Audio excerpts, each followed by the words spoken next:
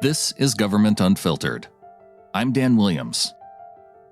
This podcast is a reading of the December 22nd, 2022 final report from the Select Committee to investigate the January 6th attack on the United States Capitol.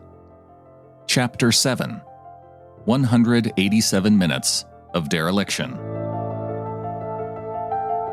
7.5. He doesn't want to do anything. Throughout the afternoon, the president's advisors tried to get him to tell the mob to leave the Capitol, but to no avail. Ben Williamson, the White House acting director of communications, watched on the news as officers and rioters pepper-sprayed each other and crowds used bicycle barricades to push against officers holding the line. He and Sarah Matthews, the deputy press secretary, devised a plan. He would go to Meadows and she would go to McEnany to urge that the president issue a statement. Williamson first texted Meadows. Would recommend POTUS put out a tweet about respecting the police over at the Capitol. Minutes later, around 2:05 p.m., Hutchinson found Meadows seated in his office on the couch, absorbed by his cell phone screen. "Are you watching the TV, Chief?" she asked. He indicated he was. "Have you talked to the president?" she asked. "No," he replied. "He wants to be alone right now." Rioters broke into the west side of the Capitol building around 2:13 p.m. Just a few minutes later, Hutchinson saw Cipollone barreling down the hallway and, after looking at Hutchinson and shaking his head, opened the door to Meadows' office unannounced.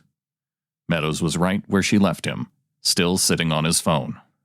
"The rioters have gotten to the Capitol, Mark. We need to go down and see the president now," she heard Cipollone say. Cipollone would not confirm or deny any of this exchange, citing executive privilege. "He doesn't want to do anything, Pat," Meadows said, peering up from his phone. "Mark, something needs to be done or people are going to die and the blood's going to be on your fucking hands," Cipollone said. "This is getting out of control. I'm going down there." Meadows finally stood up from the couch and walked with Cipollone toward the dining room to meet with the president.